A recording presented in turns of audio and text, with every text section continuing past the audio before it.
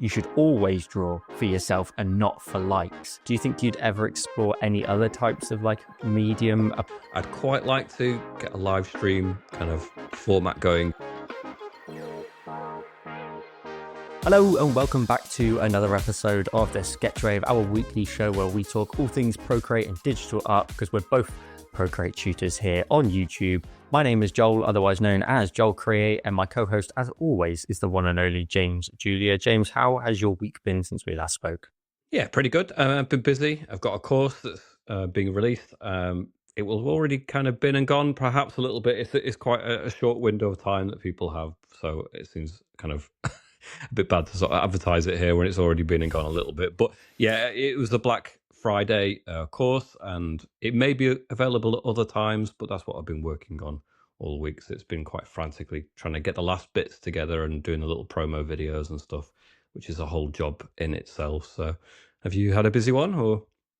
Very busy week. I've been away, come back, so now I'm playing a little bit of catch up, which is always fun, but the content seemed to, the worst thing is when you go away and then you come back and then the mind is just like, I've got nothing, mate, for you. And then you're at a time crunch, and then you're also a little bit sort of empty on ideas. But it was okay, actually. It was a good start to the week, so that's ideal. Now, you mentioned, obviously, your course. Talk me through sort of, is there anything you can tell us at this point? Because obviously at the minute, at this current time that we're recording, it's not actually out to a degree. Yeah. Is there anything you can tell us about kind of the structure of it, what sort of content people can expect? And am I right in saying that it's a window that people could sign up for, but is that just the first phase release, was it, that I saw? Yes. I mean, it's likely to be a course that will be made available at some point in the future again, but this first sort of wave is a Black Friday special, so it comes with, quite significant discounts. The course is structured so that it's accessible for beginners, but at the same time I pushed the tutorials, and it is landscape driven. And we're considering other course themes in the future for future courses. Cool.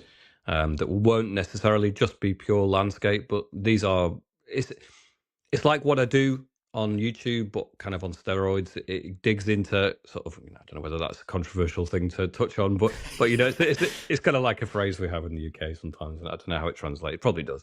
But yeah, I dig into some of the foundational core kind of things in terms of composition and perspective and color theory, those things more, and how I would create a color palette, and how I use references as inspiration, and then how just the images themselves are much more lengthy. It's like 3+ hours per tutorial.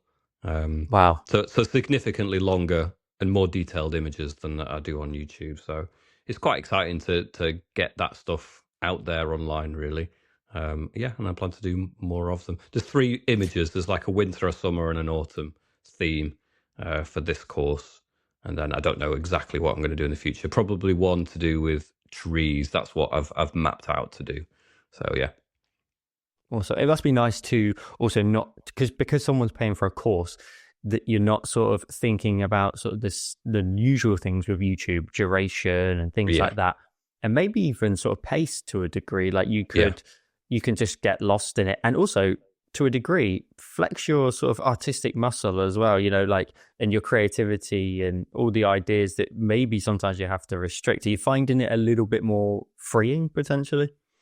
Certainly in terms of the first 2, not necessarily creatively too much, because I'm using references and I'm not necessarily slavishly copying them, but I'm showing how you can use a reference to make something that sticks 80% to the reference and then is also its own thing.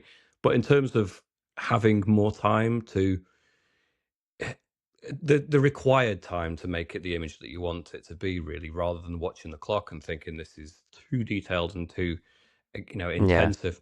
Because the way it's structured is that it's 3 hours of worth of tutorials, but it's divided into 10-minute segments.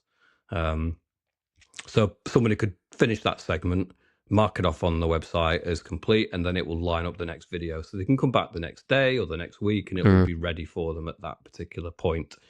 Whereas I think if you had a 3-hour tutorial and it was on YouTube, you might get lost on the video where exactly you were, and it'd just be a bit overwhelming, really. So this is chunked into, manageable segments.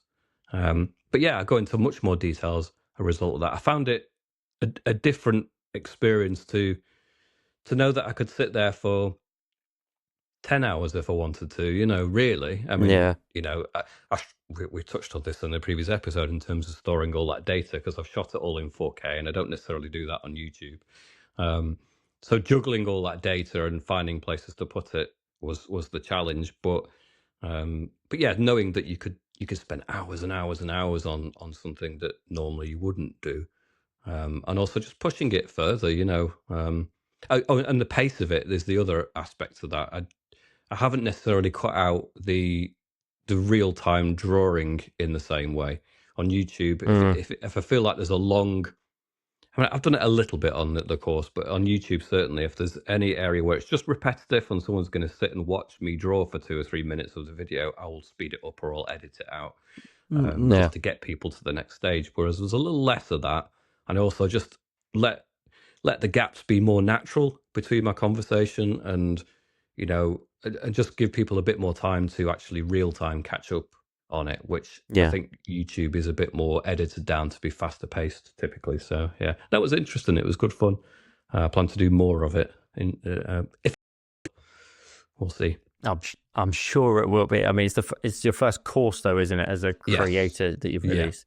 Yeah, that's awesome. I mean, I'm starting to see how many, obviously having so many guests on the show, we see, how many courses people are actually making. There's so many of them from every single creator. It's almost a bit of a kick in the backside for me to be like, maybe you could get a course going. But we are actually coming off of the back of an amazing episode with Aurélie Maron, and it was an awesome episode. And one thing I wanted to kind of maybe just sort of chat about a little bit was the challenges aspect of it, because I think we have tutorials where we get someone from A to B, and it's very much, this is the goal, and let's all go on that journey.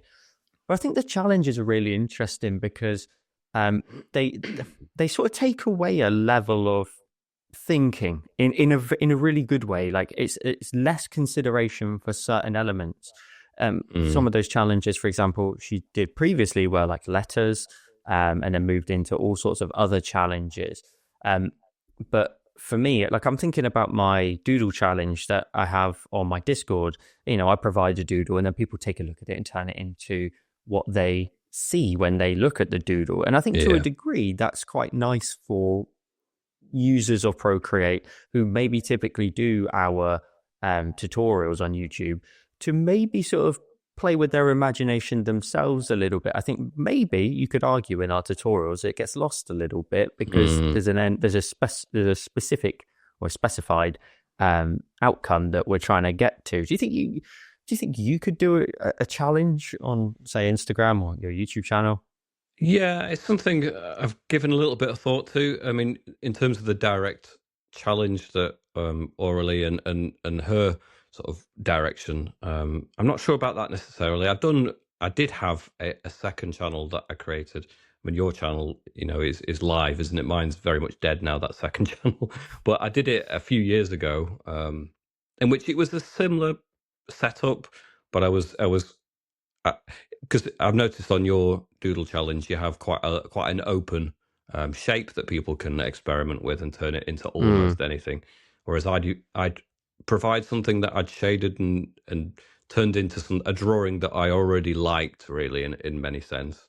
So it was an expression of who I am as an artist, and then tried to get other people to then reinterpret that, colorize it, and things like that. And it was pretty good. It was interesting. People were enjoying doing it, and I did enjoy the results of it and the feedback and that little community. And then I just got a bit burnt out because I was full-time teaching at the time, and it had to go by the wayside, unfortunately. And maybe it's something I could return to as well. But then I don't want to be, both of us doing doodle challenges, and it's one of those, isn't it? So I mean, I guess it was a different setup, slightly. But in terms of the challenges, I like the idea of it, certainly. Do you think you would do a similar setup to Aurélie and just, have it set up with a very specific theme? Because yours are quite open and people can do whatever they want with it, can't they? But in terms of setting the theme to begin with.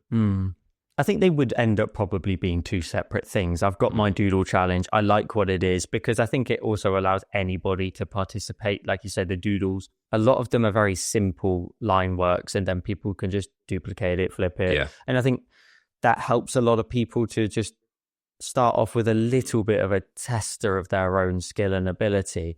And then there are different people in there with different levels. There are some people in there and they have a style. They have a very beautiful and pretty style.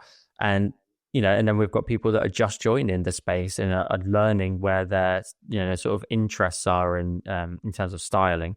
Yeah. And so I think it's fun to see all of that. I think it's really fun to see people participate, enjoy each other's designs as well, which I really love because it's like really, people, we don't necessarily have too much chatter in those threads, but it's very much, people can drop likes on it and show appreciation, which I really like. I think it's a nice community thing. I think the challenge would be separate. A challenge would be a type of media form somewhere on maybe YouTube or, whatever platform that I'd, really sat down and flushed out. And I quite like hers. I think it was really good. I loved seeing it myself as an Instagram user and seeing it in my feed, which was really cool.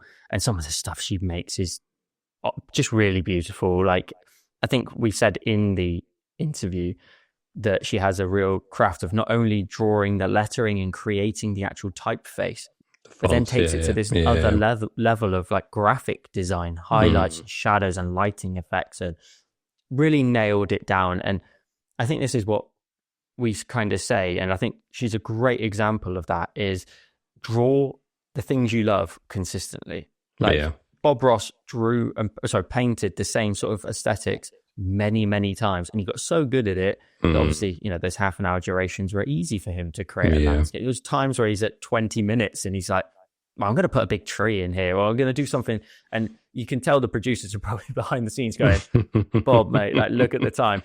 But it's one of those things that if you keep doing it so many times, you get that repetitive nature. And I think a challenge like that over 30 days, I think it was 31, allow you to forget trying to explore too many different avenues. And it's like, right, I really like how I do that lighting effect. Let me apply it now in a different color. See how the rebounding light, the reverb light works in, different color tones and so on. Just lots of different things to consider in there. And I think it was really cool to see, because you can see it consistently across all of the lettering that she did, is there's a lot of similarities, but then they're all individually unique as well, which is really cool. So I think it's really, I mean, it doesn't necessarily have to be a challenge, but like, do you think you'd ever explore any other types of like medium apart from your YouTube tutorials that you've got, and obviously the course? Of course. I do like the idea of doing, because I know you've certainly had this going for a while, haven't you, with the live videos, live streaming. I like the idea of that. I probably think YouTube is still the place to do it because that's where our audience is. But I do find that sometimes that I have this whole other side to me as an artist that doesn't get expressed within the YouTube tutorials. I do fairly conventional, although they might be stylized, they might be slightly kind of Anime Studio Ghibli at times, but they're still just landscapes, and they appear like things that could exist in the real world. Whereas I've got a real interest in kind of surreal sci-fi, just things that are just sometimes just forms that are quite abstract in their nature. So I'd quite like to get a live stream kind of format going in which I can just explore that and show people in real time, not necessarily as a tutorial, but just give people a bit of an insight into how I would work as an artist and the process that the images go through, because they don't go through the same process that the tutorials go through. The tutorials have a very, very much a structured, for me, it's very much the distant skies and scenery, and then you step forward in terms of depth. Whereas, if I'm doing an individual or a unique thing that I'm exploring on the canvas, then I can start with the very much the foreground element, and usually do actually. I'll start with the main forms, play around with those. When I've got something that I feel is an interesting shape, then I might apply textures to it, and then I think about colors, and then probably the last thing that goes in is the background, which is completely opposite way that I work on YouTube. So it would be quite interesting to showcase that off and feel like I was exploring more of my creativity, but finding a channel for that. Because at the minute, I don't think it would work as a straightforward tutorial. It's more something that someone would have to sit over my shoulder and kind of watch me do it, really, rather than being able even to explain it. I could probably explain what I'm doing and why I'm doing it and what I'm thinking as I'm doing it, but it's so not planned ahead of time that it would be impossible to structure it. So people but ask also, me, it doesn't have to be that strict, though, doesn't it? It could just be like a casual sit with me while I draw, and exactly. It's community based more than sort of content based in a way. Do you know what I mean? As in, like, it's not a tutorial. It's not something necessarily that people need to be. Oh, James, wait! I need to grab my iPad. You know, it could be just it's not follow along necessarily. Come and hang out with me. Watch while you're at work, and because I used to get that because I haven't done the live stream since we started this show, and I do miss live streaming. But I was going to say, I didn't think I'd noticed you do one for a little while. I knew that you were doing them. To be fair, I mean, I've said many times, I've got a full-time job as well as all of this content creation. You do I've got crazy 2 amount. channels that I try to do as much for. A Patreon that also has a large amount of demand. I love doing this show, and I think I'm very conscious of burnout and not just, I don't want to be on a time crunch every week. No. So the live streams, they take a little bit of work. I mean, unless you're going to turn up and go, I feel like drawing X and that's it. That would be my vibe. Yeah, and I love planning ahead of time at all. If I do it.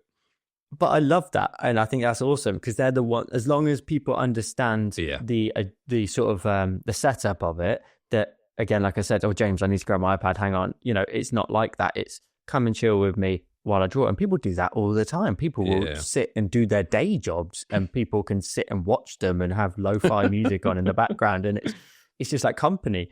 But I haven't done it for a while, but I do understand the work that's required. But to be fair, I agree with you that in the way that I would maybe revisit it again, in that it would be, I'm just going to, I've got my time, date, maybe even not even set a time and date that's religious, which can probably hinder the live stream.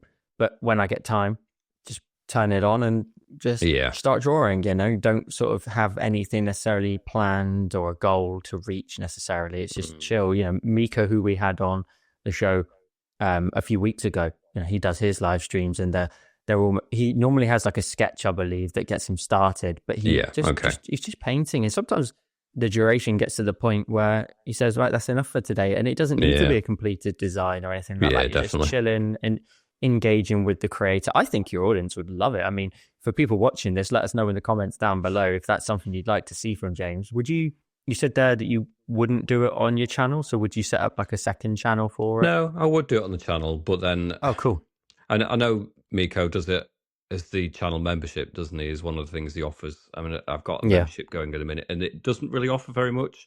I don't necessarily want to do a whole tiered basis like the Patreon format is. Yeah. If I was to do channel membership, I'd probably just keep it at a kind of $1, paywall, and then anybody really can afford that. And then, if they're interested in that content, then, if it builds a big audience, then it keeps me going. But I wouldn't want to set it behind like a $5 or a $10 paywall on YouTube. I don't really want to get greedy with it. We've got Patreon supporters, we've got the money through ads on YouTube.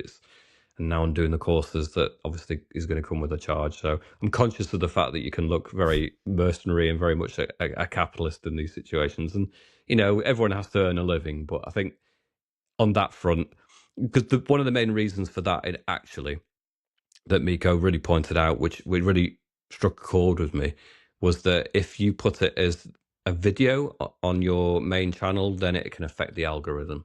And that would be my bigger concern, because the doodle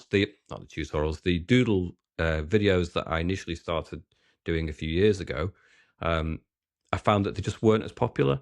And that because I was putting one of those doodle challenges in between my main tutorials, it was hurting the main channel. So then I put it as a separate channel. I don't want to necessarily do that, but putting it as a channel membership only would mean that it doesn't get put in the section of videos that affect the algorithm of the channel. So that would be the biggest reason. So it would be a very minimal amount to gain access to. It'd be like $1 a month. And I'm thinking of doing that if I do it at all, but we'll see. No, I think it would be awesome. I think the audience would love it. I think it makes total sense what you were saying, because I used to, when the live stream was over, I would make the video private so it wasn't lingering. So at that point, it's live, it's gone, and that's it, kind of thing. Which I think is the best way of doing it, to be honest. Unless your channel is simply just previous live streams, and that has value to people. It's like gaming channels, isn't it? And they'll leave it up, and people will go back and watch. I'd go back a day if I was missed out on a few bits and bobs, and watch it through. Well, not everyone's going to be available at the exact moment that you're live streaming. They might want to catch it up later that day or the next day, once a week even. But, they won't necessarily want to dig back over the last several months and catch up. But they might want to watch the one from that week. They just weren't available at the time that you were going live, So that would be the basis of it, I think. But, I don't want to speak too soon, really, because it's still very much just a sketched out idea in my head. But we'll see. We'll see. That would be cool. That would be really cool. And also maybe you could do like little other things, like breakdowns of your like extended versions, or even that is the content, you're experimenting with different ideas. We could get into like a lot of YouTube chatter, I think, here about strategies and all that kind of stuff, but we'll save the audience having to sit through that kind of stuff. One thing though, we are going to talk about a little bit of YouTube. We messaged each other during the week or the weekend, early this week, because our videos this week, for whatever reason in the algorithm, I'm assuming, because I don't think it's necessarily the quality of the videos. No. They just didn't really they didn't catch a flame. They didn't really catch, did they? They sort of sizzled very quickly. And go on. I think because we're in the UK, we've had really early snow, haven't we, in November? So we're like all geared up to do snow. We're all fired up. I've been waiting for a permission to do it anyway, and the snow fell, and I was like, right, I'm doing a snow landscape, and it's definitely got an audience. But I'm conscious of the fact in my situation that I've done landscapes that are very much in that vein in the past, and although it's such a strange one, because you do the same content that you would have done 3 years ago that would have sailed and it would have done great success. Now people have seen that kind of thing from you already and seen multiple variations of it, and they're kind of tuning in for the ones that are a little bit different.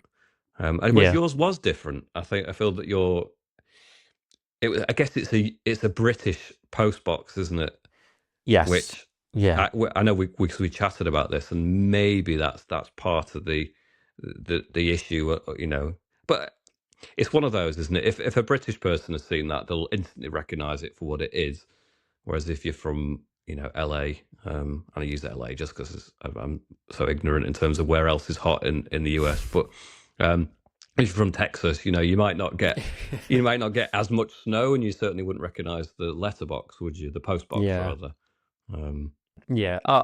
I totally agree. I think maybe there's a little bit of geography kind of to it in a way, even down to say, so the village wall side of it, people normally might not see that. It might be red brick walls in their location, really, and they're not. It's I guess brick, the general aesthetic. Not even brick. It might be wood. In a lot of towns in America. So I think a couple of factors like that. I mean, why I've brought this up is because I think it's really important, and I think there's actually sadly a bit of a message there at the same time. But I bring it up because it was a reminder for me, and I don't really get kind of those types of reminders very often to a degree, but it was a reminder that this is exactly why we draw for ourselves. Yeah. This is exactly why you should always draw for yourself and not for likes. I'm looking at you, viewer, because the drawing to suit an audience or suit that algorithm, you are going to feel those emotions of, what did I do wrong? Why is it not catching? Yeah. But I look at my design that week, and I would put it in my top 5 favorite designs I've ever drawn. I love it. I'm so happy with it. I love the aesthetic of it. It's very me at the minute, and I love it. I was really happy with the texture in the rock, the texture of the leaves, sort of the wild greenery that's just growing among the wall, and it's it's just village kind of wall, Yeah. And the post box, it was fun because lately I've been trying to also, not always, but in the 2 recordings I've done recently, I'm trying to also provide some sort of extra level of, I would say, knowledge or insight potentially. For example, the postbox one. Mm-hmm. On the postbox, on the front of all postbox in the UK, there's what we call a cipher, and that is the logo of the king or queen, the monarch. At the time that Mm-hmm. was in at the time the postbox was introduced in that location, it would have the cipher of the king or queen on it. So the one in ours, for example, is and I've in the tutorial I actually showed the photo, because I took a photo of the postbox in the village. I show it in the video and said, this is where I'm trying to like also provide a little bit of a breakdown to be like, these are the things when you say, what should I be looking for out in the world when you're out and about and you come up with ideas. These are the things that happen. I saw the postbox. I thought, if I strip the house out in the background and turn that into a design, I've got a design. And a little, what I was getting at there a second ago is I also provided some context as to the ciphers as well, the time periods in our country where we had them. And maybe that was really interesting for people. And I hope I'm adding that extra tiny element of interest. There's one that comes out at the end of the year on Patreon where I also provide a tiny bit of that extra element of knowledge as such in there. So for me, I enjoyed the project, I enjoyed the video, I enjoyed the design, and that's what I needed to remember. Is it doesn't? I'm really happy that that's in the catalog. It wasn't something that passed me by and I gave it 10% effort. I'm so happy with it, and that's what matters. And it's got to be, of course, it's got to be your guiding star, isn't it? Yeah, it's got to be the thing that guides you, is your own sense of what's a beautiful image and what you want to draw and paint yourself. And if you've got a portfolio, a catalogue of tutorials that are all made up of what you find aesthetically beautiful, then I feel that they have a coherent kind of whole, a direction. That if someone likes your style, then they can look through all your older videos and somebody will unearth that in another 12 months. The algorithm might not be pushing it in the same way, but people that do look through your catalogue will discover that and be really made up that it's there. And I found that with my image as well. It was, I had a sense that it wouldn't do well, because it's, I'm aware now that the things that I've recycled or do again don't necessarily do the same numbers. But I chose to do it anyway, because I just thought I really want to do snow. I love the colours, and I just thought it was a nice kind of image to do. So yeah, I just did it for my lovely enjoyment as well. Well, thank you. Likewise, yours. And it isn't a commentary on the quality. I think it might be the novelty. It might just be what people recognise. Who knows? It's almost impossible to quite.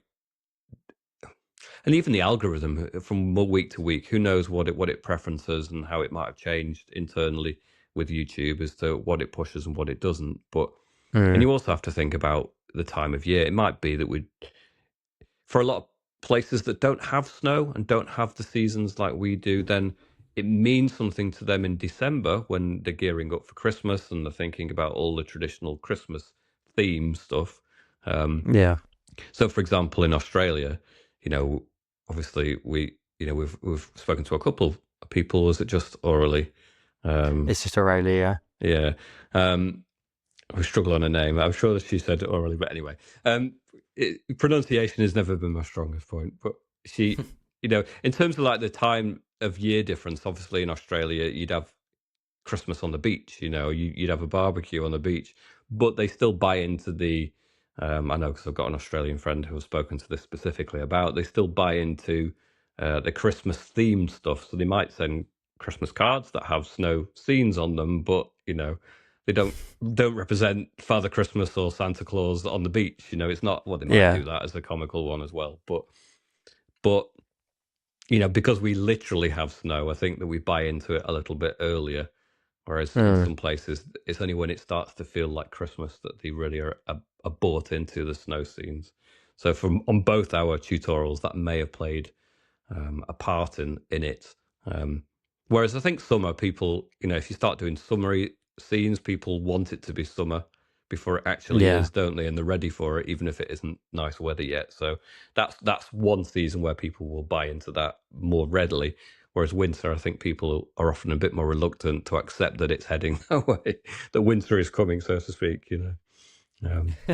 Every time I hear that, it's just Game of Thrones. Every yeah. time winter's coming. Yeah, I think it's good. I think sometimes we need that little bit of a reminder just to remind yourself you're not necessarily doing this for views and etc. Obviously, you've got bills to pay and so on, but the content is still something that you enjoy doing, and it will come and go. And like you said, it's in the catalog, and some people will find it. And so for me, when it gets to this time of year, I've got my playlists. I've got like a Halloween playlist. I've got a winter / Christmas one, and I want to flush them out every year. And we only get a small window to do so. So for me, I've kind of brought it a little bit earlier this year, so I can try to get 5, maybe 6 videos in before the end of the year, and so that next year the playlist is nice and full. And then, like you said, for our friends that are then in a different what is it when you're on the opposite side of the hemisphere? Yeah, that's the one.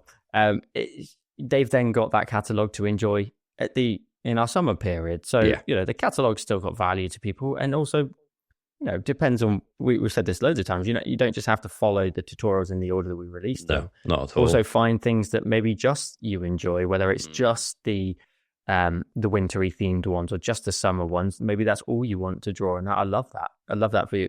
We as content creators have to kind of accommodate for a lot of things, maybe more year-based, seasons, festivities and stuff like that. So, sometimes they don't do as good as we'd hope they would, but got to always find the joy in it, which I'm very happy. I had a little bit of a reminder for that, because it's something that we maybe lose sight of, I reckon, at times, because it's a numbers game, isn't it? YouTube, we've always said about every video you release goes into your latest 10, and then you're numerically comparing yourself to the rest of them. So you always end up sort of looking at numbers all the time and going, that's a 5 out of 10. It's middle of the pack. Yeah. What makes that a 9? Yeah, it is what it is. But I hope people watching this are probably one of our more loyal fans, I guess, on our channels. And I hope maybe they enjoyed it.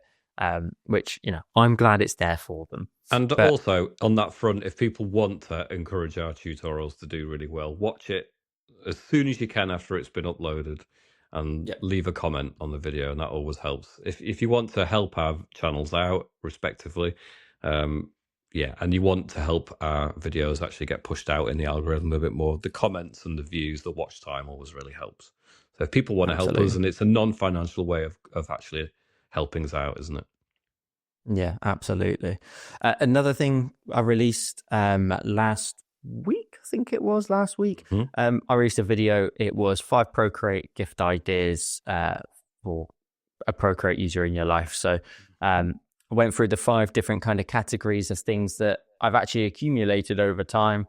Drawing boards, gloves, grips, tips for the Apple Pencil. There's another category that I'm missing off the top of my head. But I went through all the different... The magnet screen protector. That's the one. And I also had a bonus one at the end as well for the pen pad.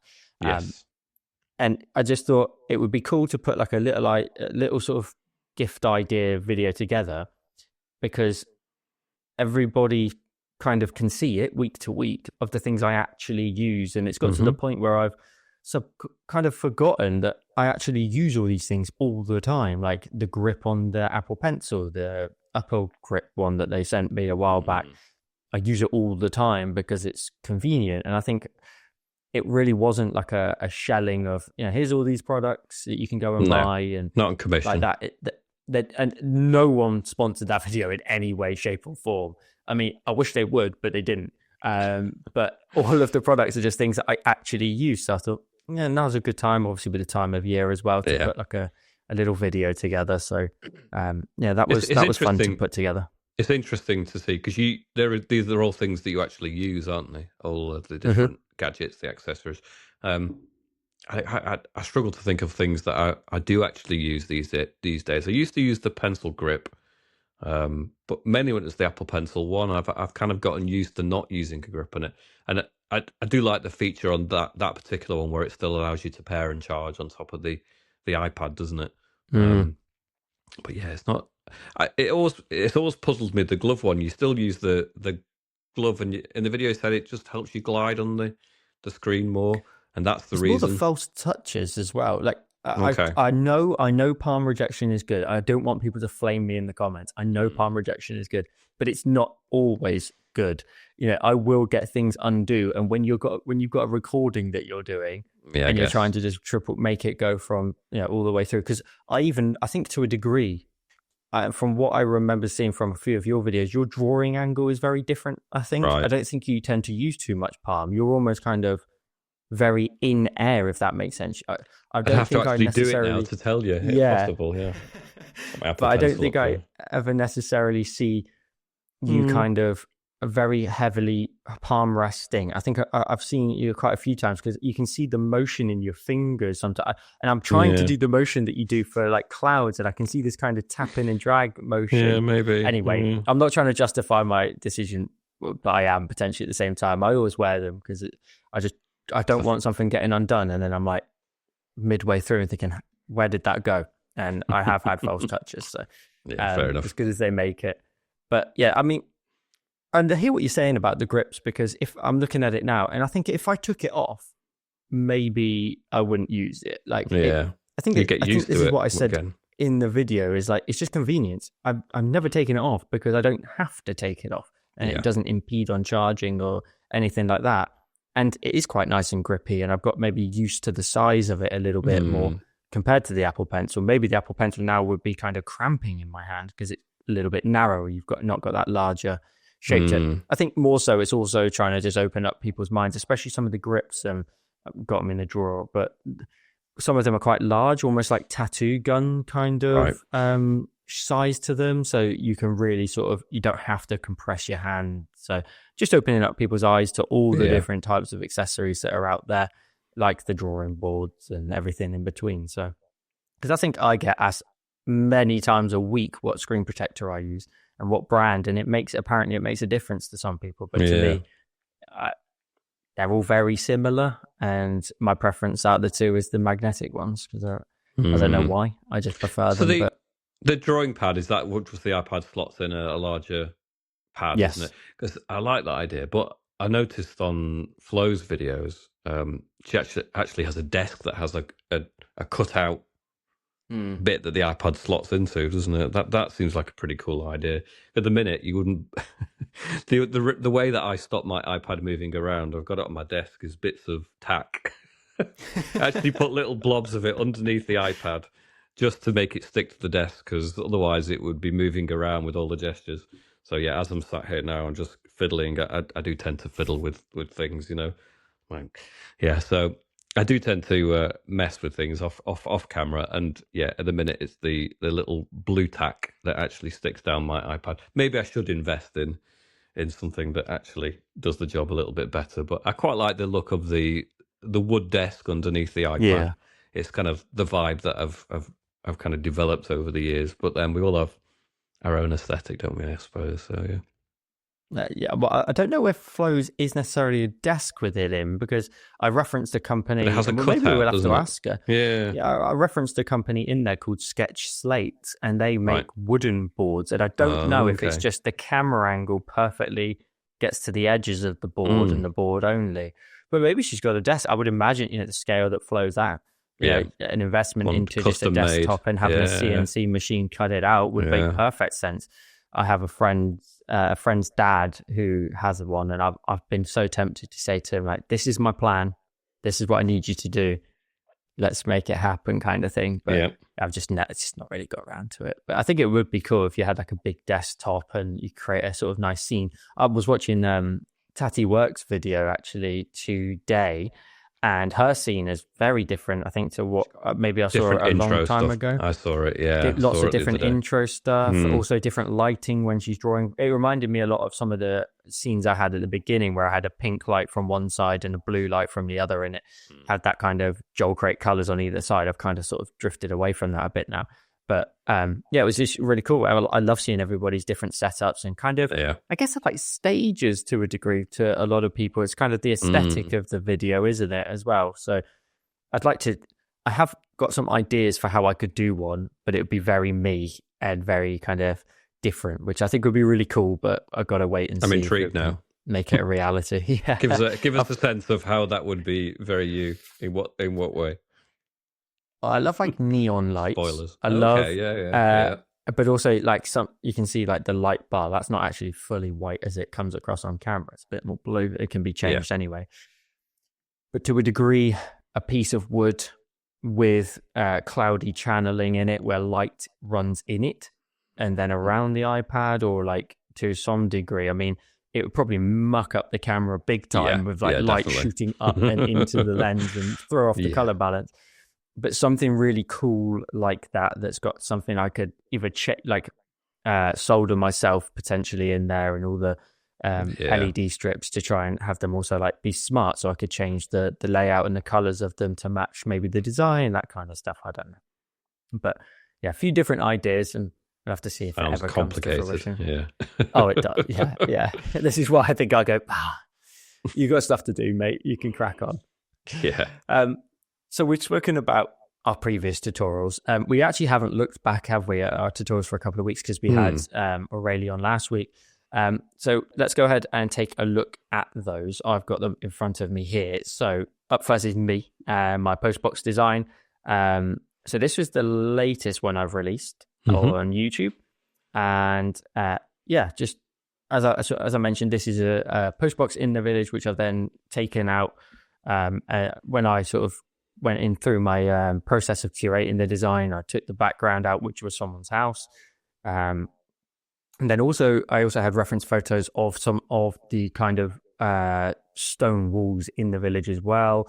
Took photos of them and kind of combined them together in my mind. So they were the kind of two things where in real life you're just looking for certain things and combine them together.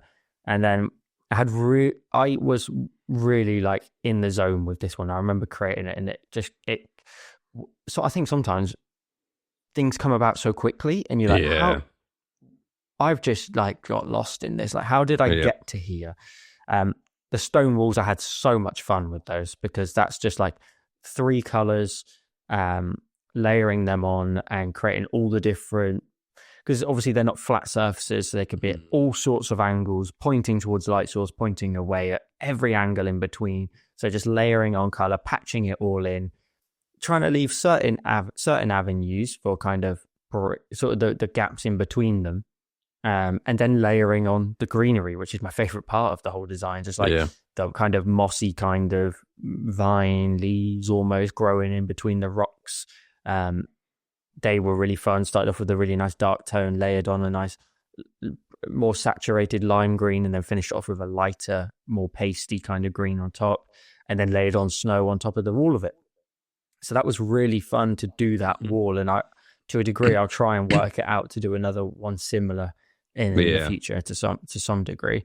That's and great. Then, just thank you. I'm so happy with it. I'm just really pleased with it, and the motion all the blur looks texture really in it as good well. with the snow as well, doesn't it? I love the motion blur. It's one of the things that you can do in Procreate and digital art that you would very much struggle to replicate in traditional materials. And I think motion blur and Gaussian blur are such fantastic tools, and it looks great in this example as well. Really good. And I said in it as well, like, take some artistic liberty.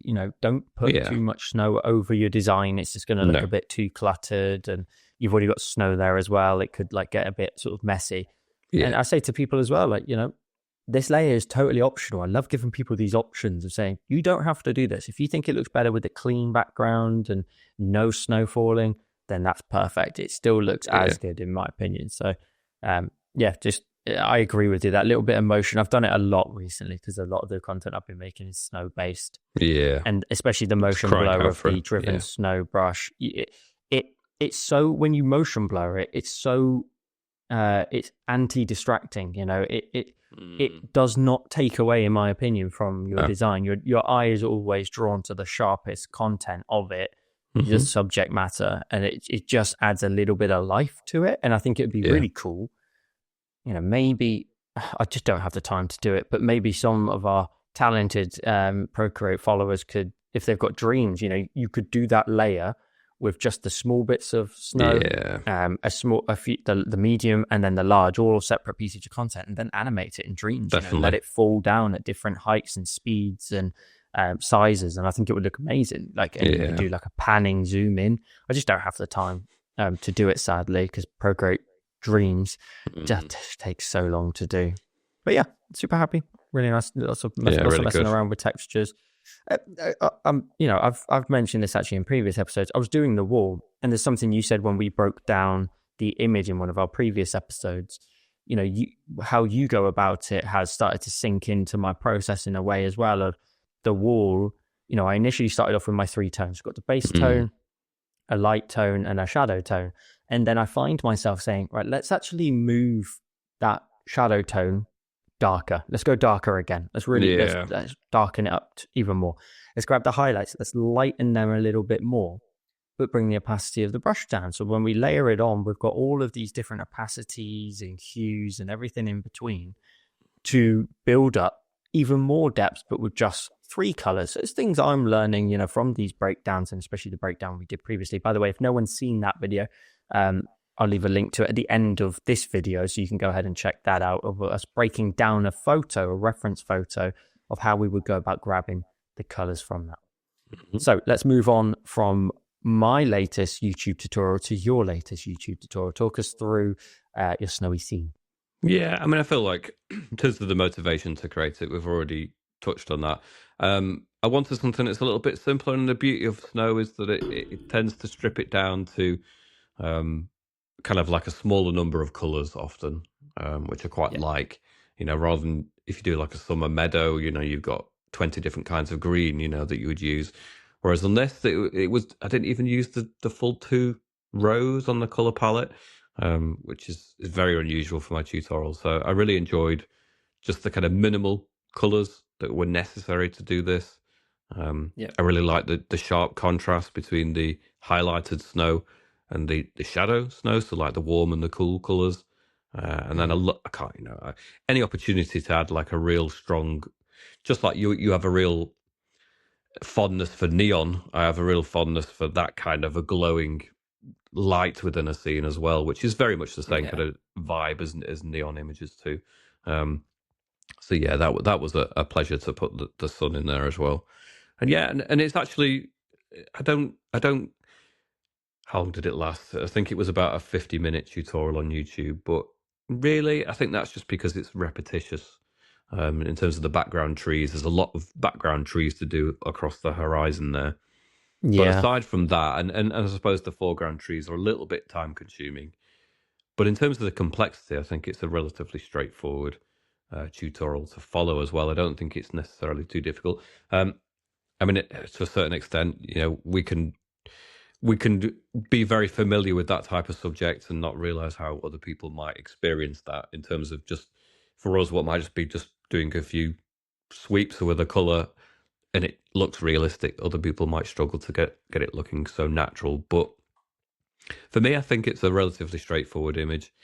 I immediately obviously got the comment from patrons that I should add a cabin onto it. So, I was I was trying not to do another cabin and another scene, but that's going to be the extended version, So there'll be That'd cabins be cool. in the next have you done the extended version yet then? No, not yet. I think I'm going to do that on Thursday. I'll get that uploaded on Thursday. And there probably will be a cabin in that little scene. It's trying to work out where it would go, and if you do it too much in the background, it's not going to make much of an impact, and there's not a lot of space in that foreground. So I'll have to figure out where I can put some extra things. It might just be a bit more refined, a few extra twigs in the foreground, and get in there in the flatter areas and add a bit more. Because often within even flat areas of snow, you'll get the little crystals, the little sparkles and things like that. They can look really good in that kind of... That would look cool. Otherwise, a flat area. But yeah, I was going to say something else. Oh yeah, cool. No, I was going to say that you've done that main subject tree on the right-hand side. it's very easy to go snow right, snow left, snow left, snow right, like just to go. But the way you've done it, especially at the bottom, it looks like a rounded object. You've done such a good job of portraying that there is snow and branches heading towards the person looking at this scene or the photograph, whatever people depict it as. And I think sometimes that's something personally myself I struggle with sometimes, is showing some of those elements that are facing you. They can be kind of tricky because it's not like there's the branch line and I just go along the branch. But when it's the black silhouette and it's facing you, you have to, there's a level of understanding there to actually see and kind of envision branches within just the solid silhouette of the shape. So I think it looks really cool. It's something I will go back and watch actually and just see how you went through those processes. It's just really blobs cool. in the I middle. love it. Just blobs in the middle, Any particular brushes you used for the tree? Yes, it was. Oh gosh, now you're asking me. It was the rainforest brush, but it was also just a soft airbrush because I found that was it the rainforest brush now? Yeah, it was. It was the evolved brush for the background trees. And then for the texture of the snow, I did use rainforest. In fact, the texture of the trees in the foreground were rainforest for the silhouette even. But then I found that the rainforest, even when you space it apart or whether it's clumped together, it has too soft an edge for snow. And when snow actually forms, you tend to get quite a hard edge to it, almost not completely crisp, but it has a density to it, doesn't it? It has a very clean line to it almost. So I found that the soft brush was just the right level of crisp edge without being overly sharp, in a way that the rainforest brush just wasn't going to achieve. So it was nice to get some of the texture in there, that brokenness of the rainforest brush, but then just going back into it and adding some cleaner, sharper kind of blobs. It kind of bothers me how much I use the word blobs, but I don't know a better word for it. I use it excessively in my tutorials, and I always apologize for it, but I should stop apologizing for it. I used a lot of blobs on the snow texture just to really vary it up. And do you find that sometimes you use like combinations of different brushes together to get the right look? I don't think I used to do that so much, but I'm finding now that combining them a little bit more often actually really gets to the place that I guess because I restrict myself only to Procreate brushes, I'm finding I'm having to be creative in order to almost put together a new texture that isn't actually in the brush system there. Yeah, off the top of my head, I can't think of any partners necessarily that I would do it with or that come to mind literally off the top of my head. I probably have to go back and look through, but there is definitely levels. I mean, actually saying that, there's a snowy design that comes out next week, and I think it's exactly the same. It's like a maybe leather wood brush and, no, not next week, the week after next. And then the soft airbrush for the snow. Because as you said, I think if you use a soft airbrush with probably like 80% pressure, you can get that 1 pixel of softness on the edge, but you still get that solid edge to it rather than what the soft airbrush actually is, which is but you wouldn't want to use it all on its own necessarily. I find that for me anyway, I find that the combination with another texture that is more broken, more fragmented, because I find that the soft brush can be a little bit it shows your intentions too clearly, and if you try to be random with it, you try to scatter some blobs in there, it looks like that's what you've done. You can see your own hand in there a little bit more, whereas you blend that in with something that is naturally a bit more textured and more fragmented as a brush itself. The two merge together in a way that I think I really enjoy. That was that. How about yours? Because I'm looking at another scene by you that looks really good in terms of texture as well, with the mountains. So this is the original wet landscape. So I think last week or the week before I showed my YouTube tutorial of one of my wet landscapes. This is the original one. This is the very first one that sparked a trio of the same sort of content. This is that same thing that I've been saying week after week, and I've said it in this episode, is don't just move on from subject if you're enjoying the subject. If that's what you want to learn to do and just do it that way, don't let go of it. Keep going with it. Draw it again. Do something different. Change the palette. I particularly just enjoyed the palette of this one, and the smudging. It's a way of like the smudging of the wet brush, I think it was, to create this kind of hazy, heavily dense, foggy landscape. Just so fun, just like it. To a degree, it's like sometimes I realize I lean towards dark scenes because you don't have to fill out the whole scene. It's not lit 100% by everything that's happening, the lighting. So for me, this is also one of those types of designs where there is a cheat code to it to a degree, where you can smudge those mountains down and say, no, this is heavy fog. This is cloud. Maybe we are so high up, it is cloud in this fantasy environment. And so, the foreground especially, I really liked the detail in the tree. Like I actually do the tree, and then I go back at the very end in my final adjustments, and then go back in and make it larger, and then go with a very fine brush and just detail it. This is one of those designs again where it's like watercolor-esque, but also got like maybe Japanese traditional kind of ink brushes, ink brushes, especially for the tops of the trees in the sort of mid-ground there as well. And I wanted, and you'll be able to see it with the sort of landscape on the right-hand side, it is to a degree kind of expressive and simple at the same time. Like those crack lines that run down the surface of those mountains, they're very, you can see the strokes, they aren't trying to hide. They're very obviously there. And sometimes those bold moves can be a little bit daunting, I think, to a few people. This one, by the way, is released on Patreon. So this is the first one. There's the third one in the trio comes out in January. So that will be for people to carry on with that start. And I probably will go back to it and do it again. I enjoy the color and letting the color drain out the top of the canvas into just the sky is white, that matches the rest of the scene. And just quite fun with the colors. I really like the kind of warm hues of the mountains. It's almost like you really get that sense that sunlight is creating a variation in kind of hue as you kind of gradate up the mountain.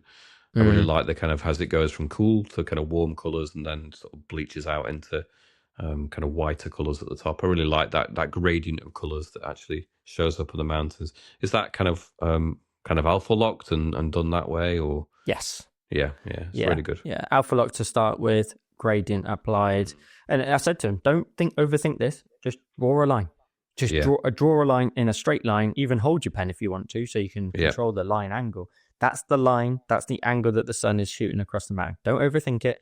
Just draw a straight line. You don't have to look at every single top, especially the one on the right-hand side. And again, I was like, diagonal line, just kiss the top of the mountain there on the right. That's all you need to do. And this brush, the brush is in there as part of a set that I just give away with it. The wet brush set, where I've just gone in and messed with a lot of the hue settings in there as well. So you'll be able to see, like, in the shadowy areas, both foreground all the way through to background, there's like green, there's blues, and there's purples. Yeah, the a lot brush of has colours got there, access to all of them. Yeah, and that's something sometimes that is very tricky to be random with. You were talking about just a second ago, where sometimes you need that kind of brush that is a little bit more random and scattered and has a bit of a randomness to it that you are not in control of. And I like that because it takes away a little bit of the thinking. It simplifies the process to a degree. So I'm very pleased with this one. I think it went down very well as well with the audience. So I'm looking forward to them seeing the third version, because I think the third version is more of a simplified palette, very kind of black and grey, through with then just little accents of red, I believe. So you can get away with a lot of colour like this one, or in the next one you'll be able to simplify it down a little bit more. Now, the final design that I believe your YouTube tutorial from the week before, talk us through this final design. Yeah, it was the kind of last in the kind of autumn, the fall theme really, and it's got that kind of oriental, that kind of Japanese little structure, and like a traditional kind of Japanese garden theme to it. It's kind of meant to be a bridge across water. It didn't quite get conveyed. I spent more time on the extended one and brought out some of the details and pushed. I found that it ended up a little bit more muddied than it intended to. I really wanted there to be a sharp contrast between the shadows and the light, and which is kind of represented in the image, but this was one of the ones where I struggled with it a little bit. And there's elements that I like, and then there's elements I don't. In terms of the performance of the video, I think it had reached the end of the fall interest, in the end of the autumn kind of period. And also, I think it's a little bit random for some people. They don't understand what the structure is all about. And I can't honestly tell you what the structure is. It's just one of those traditional kind of garden things that I've seen. Maybe the entrance to a kind of temple area or something. I mean, yours was kind of Japanese themed, wasn't it? The watercolor one. And Yes. when I kind of had this image in mind for a little while, and I was going to do it the week before, and I thought, no, it feels like I've just copied Joel. So I saved it until the week after, and a little bit of distance on it. So and then I did it, and I enjoyed doing it, but I did struggle with it. And I had a chance to refine a little bit more on the extended version, but yeah, most people won't get to see that, unfortunately. So the one area where I did clean it up and make it better is not on YouTube, but it's there for people to have a go at. I'm quite honest with my tutorials. They're not all at the same caliber and the same quality, and this one was okay. There's things to be learnt from it. I like elements of it, but overall, I wasn't as thrilled with the outcome on this one. But you get those weeks sometimes, don't you, where you kind of you stand behind it, because I think there are lessons in there for other people if they've not done as many of your tutorials. It might be the first one they've ever done of your tutorials, and it might be they've got tons to learn in that one, and you're in your own mind underselling it and undervaluing it, whereas it might actually be quite important to somebody. But yeah, not one of my favourites, not one that I'm the most proud of, but not one that I hate. There's not too many that I hate, and I certainly don't hate it.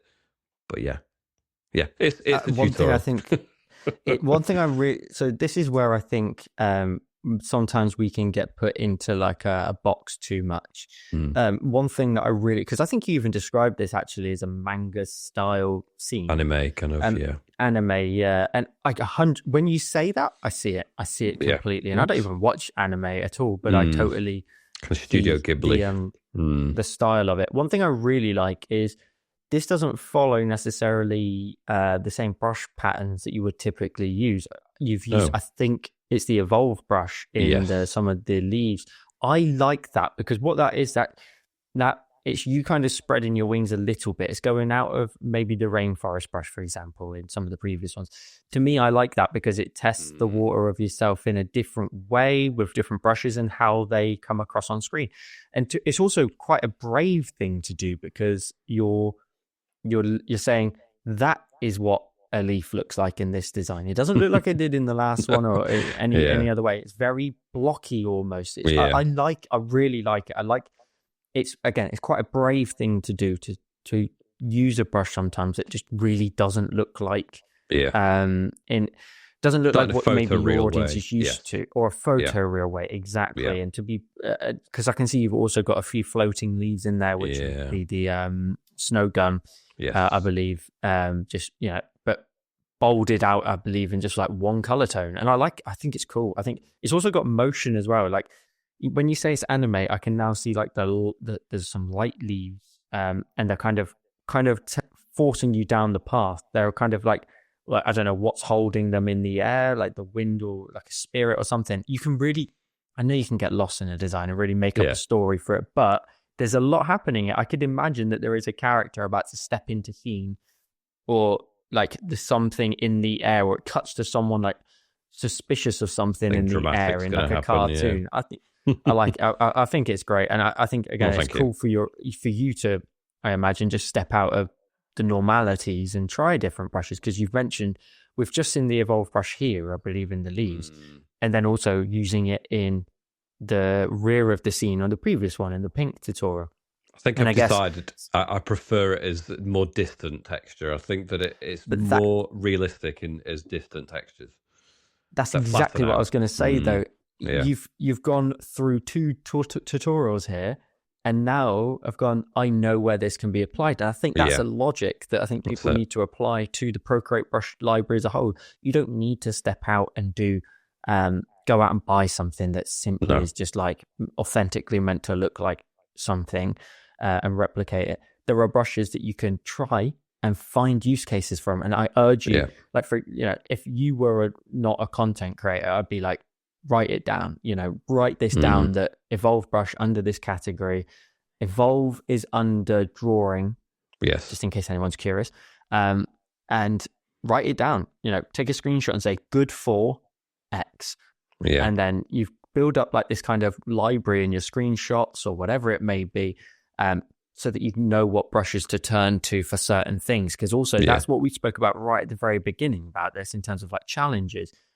If the brushes are not something you've got to think about, then that's more power and imagination to the other things in your design, creativity, and adding different elements to the actual scene itself, rather than thinking, oh, I've gone through 15 brushes here and I've got no idea how to get these distant trees in here.